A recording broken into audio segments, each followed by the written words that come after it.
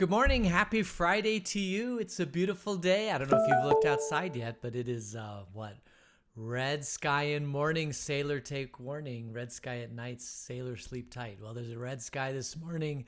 So I wonder if I've heard that there's rain on the way, maybe Sunday. Today's Friday, Saturday, Sunday. So I guess we get a couple more days of nice weather and then the rain is upon us. So there you have it. It's good to be with you this morning. Thank you for joining me, and I pray that you have a wonderful day. Let's see. We have no birthdays today, and so we won't have any birthdays until next week. I think Tuesday of next week is our next birthdays that I know of.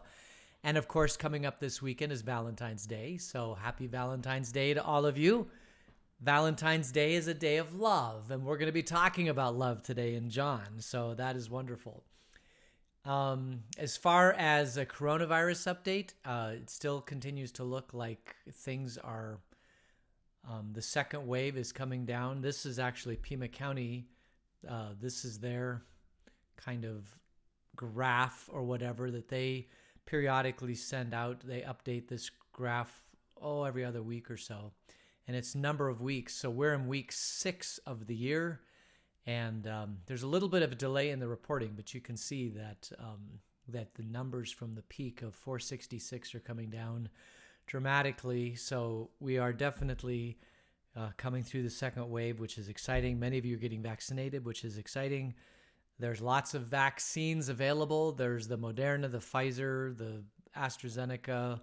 There's a Johnson & Johnson one that I think they're trying to get approval of. The Johnson & Johnson one only has one shot, so you don't have to go twice. And apparently it's not as efficacious, but these are of contracting the coronavirus. But apparently, even if you take it, it reduces the severity of the disease in your body. And so that's a great thing too. So you might actually get it, but you may not get it as bad and you may not die from it. So but boy, this has been a really bad peak. A lot of people have contracted it, and I've seen or been involved with a number of deaths because of this. So this is definitely the worst peak. And if you've been affected by this because of a death of a friend, my heart goes out to you. And that's a time for the church to step up and be the church and love and care and comfort. A lot of people are afraid, which is understandable. I mean, this is something that just doesn't happen all the time. Fortunately, we live in Arizona. There's not a lot of things. We don't have tornadoes. We don't have tsunamis. We do have drought, which is what kicked out the Hohokam Indians 1,000 years ago. But we know how to deal with drought now because we know how to drill for groundwater and all sorts of things. So we know the other thing that we have in Arizona is snakes, but we have pretty good snake venom. So we have that technology beat. We've got the water thing beat. We don't get earthquakes, tornadoes, hurricanes, and that sort of thing. We do get sunstroke, but we know how to solve that one. So those of us living in Arizona, we're like, man, we don't really have anything that, is a global, a kind of a major thing that we have no control over, unless it's pandemics, flus, viruses, things of which there is no cure, which is what we're experiencing. There's a cure now, but when we were first experiencing it, there was no cure. So this is a scary time, but it's also a time for the church to rise up and be the hands and feet of God, for which we're very, very grateful. So we're in 1 John, and just again to remind you, we're going to finish 1 John 4 today, and then on Monday and Tuesday we'll do 1 John 5, the first half of 1 John 5, then the second half of 1 John 5, and then we'll be finished with 1 John. I hope you're enjoying it. I've really enjoyed it. It's a tiny letter, but there's a lot of good theology here, and there's a lot of good theology in what we're going to talk about today. So let's just go ahead and get started. We're in 1 John chapter 4, beginning at verse 16. We finished verse 15 yesterday, and now we're jumping into verse 16. I'll just go ahead and start reading it. God is love. Whoever lives in love lives in God, and God in them. This is how love is made complete among us, so that we will have confidence on the day of judgment. In this world, we are like Jesus. There is no fear in love, but perfect love drives out fear, because fear has to do with punishment. The one who fears is not made perfect in love. We love because he first loved us. Whoever claims to love God yet hates a brother or sister is a liar. For whoever does not love their brother and sister whom they have seen cannot love God whom they have not seen. And he has given us this command: anyone who loves God must also love their brother and sister. So I'm kind of sensing a theme here. It's kind of subtle, but if you really read between the lines, you'll kind of see that John is, kind of emphasizing a particular point, that basically God is love, that the whole point of God is love. He uses the word love, counted it up 13 times in these 6 verses, right? He used love 13 times. That's like more than twice a verse. He uses the word love. So John is really, really, really talking about love. No question about it. And this is what Jesus said. He said all the commandments of the Old Testament can be summarized into 2 ways of summarization. Love God, love your neighbor. That's it. And then we talked about yesterday about what loving our neighbor means. Jesus was asked, who's my neighbor? And Jesus tells the story of the Good Samaritan. He said, I'm not going to tell you necessarily who your neighbor is, but I'm going to show you what love looks like. Oh, no, by the way, the person in the story was somebody that you hate because they're from a different city, different town, and you guys just put them down. When I was a kid, we used to tell jokes about different ethnicities. We don't do that anymore. We don't talk about it because it's, is that xenophobia? Anyway, or classism or racism wasn't really a race, but we don't do that anymore. But at Jesus' time, they did. They had a people that they didn't like and they would never associate with. And these were not good people. They probably told Samaritan jokes, going to the well and that sort of thing. But Jesus says that's who you're supposed to love. You're supposed to love your enemies, love those who persecute you, love those who hate you, love God, love your enemy. And what we looked at yesterday or in the last chapter was that it's not just that we love our enemies, but we actually love at the risk of ourselves. But also that you really get invested in somebody else's life to make sure you understand what love is going to do with them. That it's not just throwing money at the problem, it's also understanding why the problem is there and perhaps throwing different kinds of things in their life besides money. Money is the easy one. Like, this is what the federal government doesn't understand. They think that if they can just throw money at a problem, it's going to solve the problem. And as you have all seen, money doesn't always solve every problem. And you can throw as much money to the problem as you can, and it still won't solve the problem. For example, the coronavirus, the last stimulus was, I was just reading this in an article, that there's going to be $160 billion to schools. That's in the next coronavirus bill. But there's still $50 billion from the previous coronavirus bill that hasn't been spent yet because they can't get the money out to the appropriate agencies to do anything with it. And even if there is money, it doesn't necessarily solve every problem. Money is just a way to kind of, money can be, let me say, because money isn't always this way, but money can be a way, it's just, I'm just going to throw money at the problem and the money's going to solve itself. But sometimes it takes leadership, it takes care and concern to make sure that money is spent properly, to make sure that programs are actually going to do what they're supposed to do.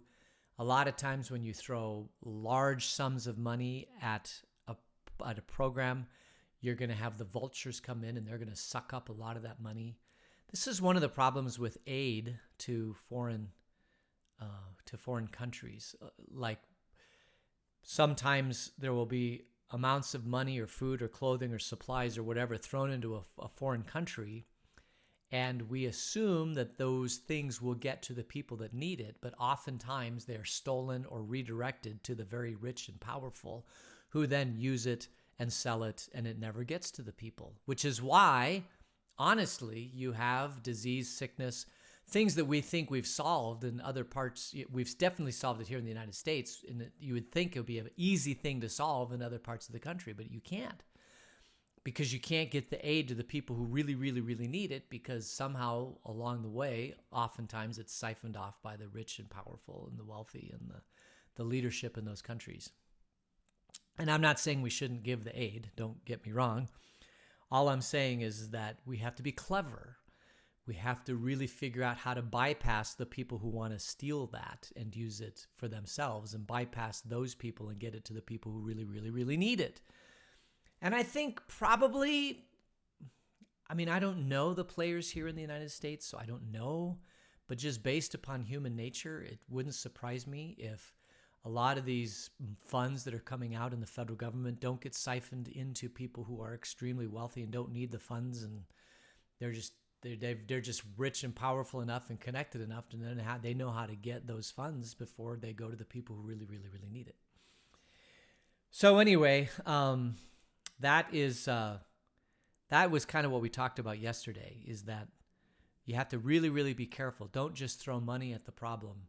You really, really have to be careful to understand how that money is going to be used. The other thing that can happen is you can actually hurt somebody by giving them too much. Seen this time and time again, like somebody wins the lottery and they win $1 million a year for 10 years and they live well for 10 years, but for whatever reason, they don't save, or they use it on themselves. They don't use it on the world around them. And at the end of 10 years, it's all gone, and they feel worse because they didn't use the money wisely. And now they're depressed and horrible. And this is why I don't play the lottery, because I don't support that system, because 95 out of 100 times people who play the lottery, they're not better off when they get large sums of money. They just aren't. So that's a faulty system. It's actually, that system preys on people who get excited by the potential of winning money. And fortunately, they'll never win it, because the lottery, like the big prizes in the lottery, are 1 in 100 million or something like that. And 1 in 100 million is not good odds. Let me just put it that way. Pretty bad odds. But God is love. And what love means is what Jesus did, where he became flesh and dwelt with us, to be face to face with us in our lives, to show us how to live, to show us how to love, to show us what God looks like. He didn't send a messenger down and say, this is what God looks like. He didn't send a messenger down to say, God loves you. No, he sent himself down to say, I love you. And that's truly what love is.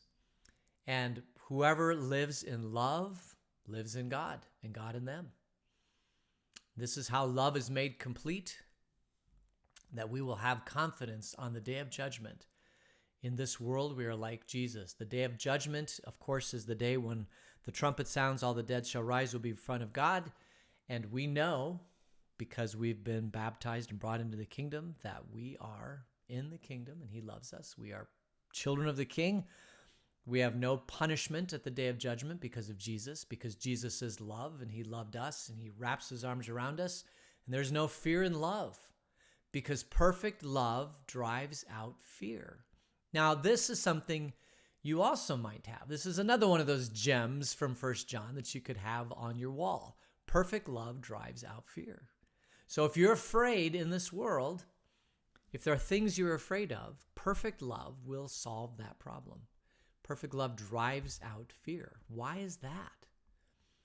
In its simplest terms, it's because we know that when we are safe and secure in the arms of Jesus, that there's nothing that can harm us. There's no power on earth, neither height nor depth, nor angels, nor principalities, things past, things present, can ever separate us from the love of God in Christ Jesus. There's nothing that can separate us from love. That drives out fear. Have you ever had a time in your life when you were not afraid? I can think in my life when I was a kid and holding mommy or daddy's hand and going down the street, or being part of the family, surrounded by people that love me, because we grew up in a large family, right? I had a lot of kids in our family. So whenever we would go out in a crowd, I never felt, I was the youngest, second to the youngest in that crowd. So I felt like there was no fear there because I was surrounded by people that loved me, that cared about me, that would protect me. Mom and dad would protect me. I didn't even know about the dangers and the evils of the world when I was a little kid, right? You don't. All you know about is holding mommy and daddy's hand and saying, I'm protected. And the fear comes when mommy and daddy go away and now you don't see mommy and daddy. And there's a little bit of fear there, which is probably why 1-year-olds and 2-year-olds get fearful when mom leaves the room, because when you're a 1-year-old, when mom leaves the room, they don't understand that mom's in the next room. They immediately freak out and say, mom's not there. I'll never see her again. I'm going to fear. But as they grow older, they can change that. But being safe and secure in the arms of your parents is the most comfort you could possibly have. So that's why Jesus said, enter the kingdom as a child. Because when you can see that God is present with you, that he's holding onto your hand, even though you can't see him, that love, that compassion, that fatherhood drives out all fear. Another thing that people, can have drive against fear is money, wealth, power, fame, the things of this earth that can solve many, many of the problems of this earth, but they don't solve all the problems of this earth, because the one problem that all the science and technology has never been able to solve is that of death. And Jesus solves that problem because he holds on to us from now until eternity, and death is just a temporary thing until he calls us out of the grave.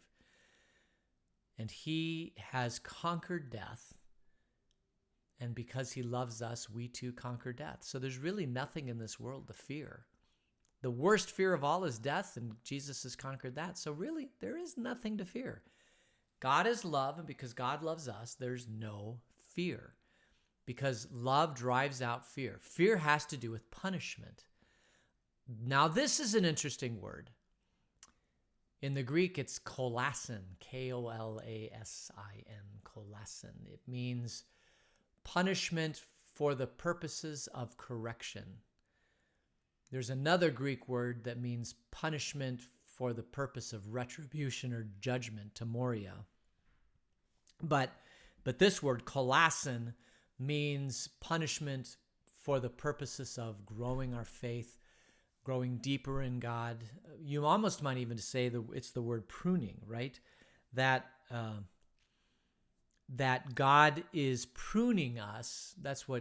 I guess that's a loose translation of this type of punishment. It's punishment for the purposes of correction, so that we don't do it again, that it's not going to kill us. So fear has to do with that type of punishment. But the one who fears is not made perfect in love. We have no punishment because Jesus took away the punishment. So there is nothing that we should ever fear in this world because Jesus took away the punishment of sin. We love God, we love our neighbor, we imitate Jesus in our lives. There's no reason to fear, so we love perfectly. Whoever claims to love God yet hates a brother or sister is a liar. So if you claim you love God,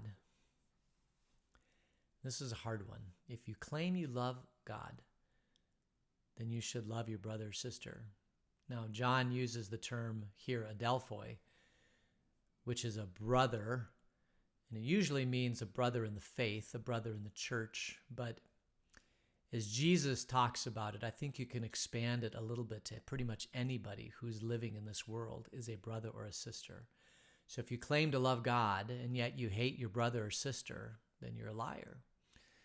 So we are called to love all those people around us. For whoever does not love their brother and sister whom they have seen cannot love God whom they have not seen.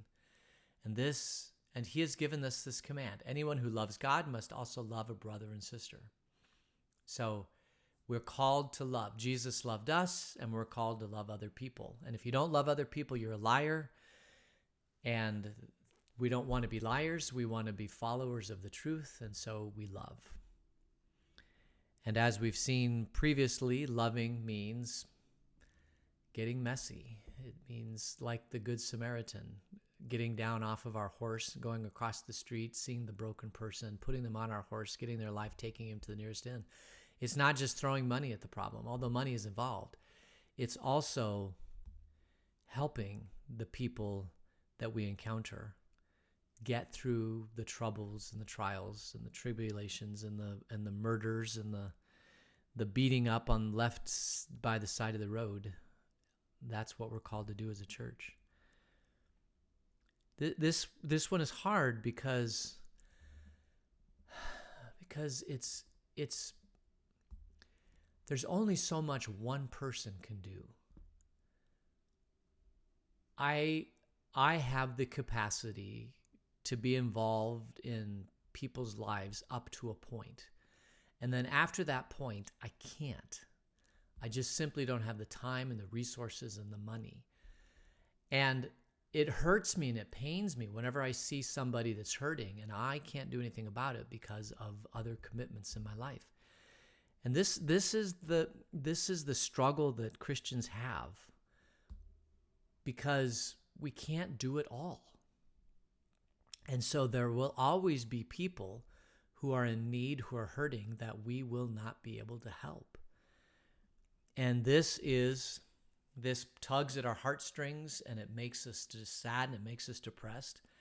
And this is the time when we have to call upon God and say, God, forgive me that I can't do this, but I can do this. And so, Lord, help me to do this. Help me to know when I can do the things that I can do, and help me to know when I can't do the things I can't do, and give me wisdom, Lord, to kind of separate those two things. And the church, though, can. There are probably 2 billion people on the earth of 7 billion people that are followers of Jesus, followers of the way, from various different tribes, sects, and all that sort of thing. 7 billion people out of that's about a third. Is that right? Maybe about a third. I'm just going to guess about a third of the people in the world that are followers of Jesus. And you would think that with 7 billion people on the earth, 2 or 2.5 billion people would be able to solve a lot of the healing and the hurt and the pain that's going on in this world. And yet, it seems like we're not making headway. It's like we make headway and then we fall away, and we make headway, and so we go to other places and we make headway and we fall away. And that too has to do with our struggle within ourselves. That if we could take all the energy that we spend intra-fighting within Christian denominations and poured all that energy into the world around us, I wonder what we could do. I wonder what things the church could do. But it seems like we spend most of our time making sure that our tribe is correct, that the things we're doing are correct and the things that you're doing are not correct, and we're going to fight against you. Yeah, perfect example is the federal government. Perfect example. Federal government is basically in a two-party system. You have Republicans and Democrats, and they spend the vast majority of their time fighting against each other to gain more power, because if they gain more power, then they have more ways to enact the agenda which they think will solve all the problems of the world. And so at some level, you have to compete against the other side for those resources. But when it becomes more about the competition than the people that you're trying to serve, then that's a problem. So if all the people in government, in leadership, let's say people in leadership, well, it's the House or Senate, maybe, state or federal government, if they spend the vast majority of their time arguing against each other and not really looking to solve the problems, just think of how much they could do if they would simply work together to solve problems. And they can't. It's human nature that they can't. Which means that governments in and of themselves can't really solve problems, but the church can. The church really can, actually. The church is amazing. The church has funding, it has people, it has passion, it has resources, and they have a mission, which is to love God and love their neighbor, of which pulls deeply in their heartstrings. And so a lot of times, a lot of the problems that have existed in our world have not been solved by governmental agencies, but they have been solved by followers of Jesus in the kingdom banding together to fight against problems that exist in the world. And that, my friends, is a beautiful, beautiful, beautiful thing. Because I believe, people have wondered, right, why would you give up engineering to become a pastor? And when you're in the engineering field, you kind of see a level of government, a level of frustration that a lot of people don't see. That if you really play that game and understand that game all the way to the end, it's not going to solve the problem of the world. None of these things solve the problem of the world. For example, right now, I'm getting a lot of trouble for this, but I'll close with this. Right now, there is a segment of the population that says capitalism is the problem of the world. Now, capitalism works in many, many parts of the world because human nature is one of greed. And capitalism and greed go hand in hand. But is it capitalism is the problem, or is it the greed behind the capitalism that's the problem? And from a theological standpoint, the root problem of mankind is greed. It's what Luther called curvatus in se, man curved in on himself. We want everything for ourselves. And so capitalism taps into that and helps people who naturally are greedy, want power, want fame, want money, want all that. And it taps into that to make goods and services and products that not only help the world, but help the person that create those goods, services, and products. And so in one way, that has really benefited mankind by lifting a lot of people out of poverty. If you look at the nations around the world where they've been lifted out of poverty, capitalism has helped in those ways. But the problem is that capitalism never stops, right? And the human greed never stops. And so if you want to solve the problem, a lot of people say, well, let's attack capitalism. Let's make it so that there is no private property wealth. I mean, that's the most extreme, where you get into communism, where there is no individually held property. It's held by somebody else and we all share it. And all of these different forms of government that could exist, that have been tried, and some of them haven't been tried and all that sort of thing, but it never solves the problem of greed, because you can't solve the problem of greed. It's endemic to our nature. The only way to solve the problem of greed is to let Jesus deeply affect a person's life, to transform their heart, to realize that life is sweeter and richer when we give of ourselves to the other, when we get off the horse and walk across the street and help the person back onto the horse and take them into town and heal their wounds, and make our lives more about the other than it is about ourselves, and break our addiction to greed, break our addiction to ourselves. And that truly is the life that God has called us to, a life of love, of loving the other person. John knew this deeply, and John fought his whole life to bring this message of Jesus to the world.